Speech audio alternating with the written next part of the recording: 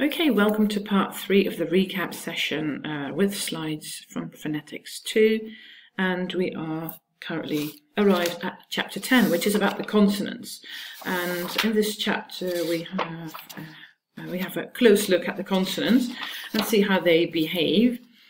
First of all, we looked at the consonant tree, which is also in your reader on page 29, and it's important to know all the terminology, especially the 5 terms at the bottom of the consonant tree, because we need them more and more to look at all the consonants in detail and to discuss their allophones later on. So the plosives, fricatives, affricates, nasals and approximants.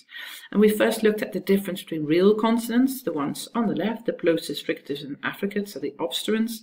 And we discovered that the sonorants on the right, sonorants, so having sound in there, being voiced, were more vowel-like, and we call them the semi-vowels, whereas the ones on the left, so the obstruents, are called true consonants. We, in order to have a look at the consonants in more detail, we're going to describe them, and we use the 3-term label.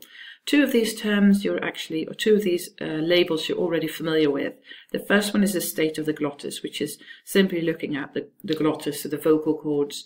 Do they vibrate or not? Are they voiced or not? So what do the vocal cords do? If they vibrate, if you use them, it's a voiced label, yeah, for the consonant. So those are the sonorants. And if not, then it's either fortis or lenis. So that refers to the obstruents, actually. The second label is the manner of articulation, which is also a label that you are already familiar with, because the manner of articulation are these labels I just referred to at the bottom of the consonant tree. So manner of articulation could, it's about how it's realized, how is it said, and that could be a plosive with a form of explosion, a fricative, there's friction, an affricate combination, and those are the manners of articulation, nasals through the nose and approximants through the mouth. Now the new label is the place of articulation, so where in your vocal tract do you articulate it? Now for that reason we had a look at the vocal tracts in a diagram that you can see here. And we had a look at all the labels, all the places of articulation. So where do the articulators get in contact? So we start with bilabial, where the 2 lips come together, and we move on to labiodental, where the upper teeth touch the lower lips, and we move from alveolar to post-alveolar to palatal alveolar, to palatal, where the tongue actually touches the roof. We go to velar and all the way down to glottal for certain sounds. Now, you can study all these labels in detail, both with the pictures that you have and all the separate consonants, and the three-term label together. You can also study in your reader from pages 31 to 34, where you can also check on yourself.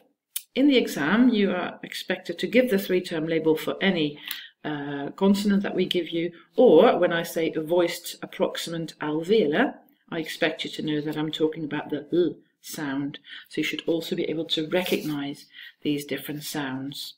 And then you have the 3-term label. It doesn't matter in which order you give the 3-term label. Now from here on, we are going to look at all the different consonants one by one, and we're going to start the plosives in chapter 11. And we look at how plosives behave in different phonological contexts. Now to describe how they behave, because they do behave in a lot of different ways, we need quite a lot of labels. They could be aspirated or unaspirated, they could be devoiced or voiced voiceless, they could be weak and inaudible, sometimes they are pre-glottalized, and sometimes we have incomplete plosion. We looked at all these features in 3 steps. We looked at initial use of putiku and budiku, final use of putiku and budiku, and intervocalic use of these 6 plosives. So we took them apart. So we looked at the fortis ones, the lenis ones, per use in a syllable, and then we summarize it. I expect you to look at all these different ones, different phonological contexts in your reader on page 35 and 36 yourselves, but this summary might be useful to have a look at, because it also helps you to realize that putiku are always voiceless, and you can see that when it's used initially, it's either aspirated or unaspirated when preceded by s in a word like stop, and devoiced followed by lurier. This is a rule, so to speak, that you come across a lot. Right? So the plosives push away the voicing in the lurier sounds. In final use, it can be weak and inaudible. When it's followed by a consonant, it's preglottalized, and when it's followed by heteroorganic plosive, so a plosive using a different organ, let's say, so a different articulator, you have incomplete plosion. I'll come back to that in a minute. And if it's used in the middle of a syllable or word, it's voiceless, it's light. So for Putteke, it's quite complicated. For Buddeke, it's quite simple. It's actually only voiced between two sounds. That means initial and final use. It's devoiced or voiceless, and it's used within sounds. It's fully voiced. So in words like udder and robber, it's voiced, otherwise it's not. Now, you also had a look at some examples, and actually if you study these examples and sort of cover up all the descriptions, you can test yourself and see if you can recognize all these features. Very helpful in the exam, where you could be given similar words and then, okay, which label applies? Is it preglottalization? Is it inaudible? Is it devoiced, etc.? So you could practice a bit with that. I promised I would come back to incomplete plosion. It's actually when two plosives follow each other and they use different articulators. The plosives then overlap, and the plosive is not released, the first one, because you switch to the next sound, and so the next one is sort of a stronger plosive. So if you say a word like packed, it's not that you say packed, so that you say pack, so that you have an explosion twice, or hugged, but you say hugged, packed, so they become sort of a cluster. In Dutch, we sometimes have this, like a word like akte. You have incomplete plosion, so the k does not really have this plosive, but sometimes we don't, and it really becomes a cluster, like in bakt, and that's not what we do in English. So in English, it's incomplete plosion. In Dutch, sometimes it's incomplete plosion, and sometimes it's a cluster. Okay, so that brings us to another interesting feature of the plosives. Let's see where we are in the reader. It's page 37. There are 3 cases in which a glottal stop occurs, 2 of which are proper RP, 1 is not. And the first one is preglottalization. It's also called glottal reinforcement. Both terms are okay. And you use a glottal stop, this tiny moment of nothingness, before final Putteke. Yeah, in a word like stop. Yeah, there's a little moment of nothingness. You do this to strengthen its voicelessness, so that these sounds are voiceless. If you wait a bit longer, because you have a vowel stop, if you would pronounce it immediately, the tendency would be to make it voice, but now, because of this little pause, it's voiceless. And especially when another consonant follows, like a s or a t in these example words, then it's very clear that there is a glottal stop in steps and picked. This is proper RP. Another case of, but don't overdo it. So don't preglottalize Buddeke at the end. That's very weird. So only do it with Putteke. There's another case which is proper RP, and that is glottal substitution. That means that you replace the glottal stop. That you replace Putteke by a glottal stop. So it's the other way around. And this only occurs in some set phrases like cup of tea, out there, butter, football, fitness, utmost, quite well. The examples we studied in class before are better, because butter and better are not really very formal English, I think. So stick to these examples that we saw before in out there, football, fitness, utmost, quite well. These are the best examples, I'd say. In other cases, it's not RP, so only, try to avoid this feature, especially once you start finding out about glottal stops, you start to play with them, perhaps like I sometimes do, and be careful. It's not always proper RP. Finally, sometimes glottal stop is used before an initial vowel for stressing, for shouting, but it's not good RP. So this is what you should try not to do. And remember, this is what Dutch people do before every other word. In the example, oom Arie eet een appel. Onkel Ernie eats een appel. in RP we use liaison, so we nicely link up the words together, and so has to do with glottal stops. So avoid them, especially at the beginning of words starting with a vowel. This brings us to another part of, this brings us to chapter 12, which is about the fricatives and affricates, the second set of consonants that we studied. And especially the f and v are really important. As you know, it's important to distinguish the difference between the f in fat in RP, where you put your top teeth on your lower lip and you have strong contact, so you really say fat, it's a really strong plosive. Whereas in feet, well, it's much weaker contact, and you put your top teeth inside your lower lip. Try it out to feel this.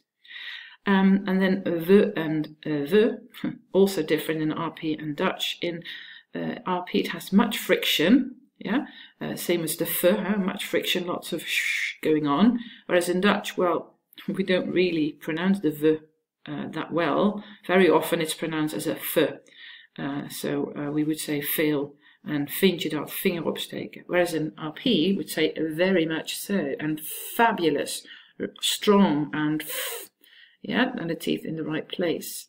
English people would pronounce vind je dat, vinger opsteken as vind je dat, vinger opsteken. So it sounds different. It's a different f and v. And that's one of the main differences to study in chapter 12, these fricatives, f and v.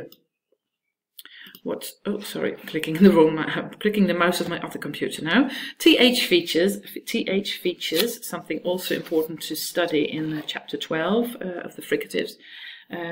Yeah, TH is a social marker, so if you use a different sound instead of, for instance, a cigar, and use a f, I think so, that's not desirable. And scary thing, once you pay attention to TH sound, which is important to pronounce proper RP, you might want to turn it into S's and T's, and you find examples of that in your book. So that is something to pay attention to. 10 centuries of truth, months, clothes, and clothes, and century, 19th century. That's the best example of TH phobia I can produce right now. I hope you remember this. And another minor detail, but it's still in my slides in this recap, is that te, de, and ne, le, before the voiceless TH sound become dental. So nothing too big to worry about, I think. What is important, so in an example like 1/10, then the n becomes dental, and health is already dental instead of alveolar. What is important in this chapter is the resonance in sounds like s and z and sh and j. E resonance occurs in RP sounds s and z, and you can clearly hear the difference between soup and soep. In Dutch, this s and z sound, they have oo resonance. You use rounded lips, creating a different, warmer sound, which is called oo resonance, and you hush. Whereas in RP, you hiss. These sharp s and z are typical of RP. If we look at the phonemes sh and j, it's actually the other way around, in that sh and j are actually produced with rounded lips in RP, creating oo resonance, making it quite different from Dutch sh and j. So if you would say ships in RP, ships, you have rounded lips, and ships in Dutch is spread lips. This is one of the main things to study in this chapter, the resonance in these sibilants, hissing sounds. We move on to sonorants in chapter 13, but I have to mind the time. So let's see how far I get here. Yes, all you need to know actually here is that we looked at some characteristics of vowels in the column the V and the C for consonants, and then we zoomed in on the sonorants, because we're going to study them next, the luriwa, and they're actually a bit in between vowels and consonants in that they have characteristics of vowels. They can form a syllable, like decision, that's one syllable. They can also be lengthened. Remember the fortis clipping rule, the pre-fortis clipping rule, where you do not only lengthen the vowel, but also including a l or a nasal. You can also create obstruction, and it's voiced, and that's as far as we get for now.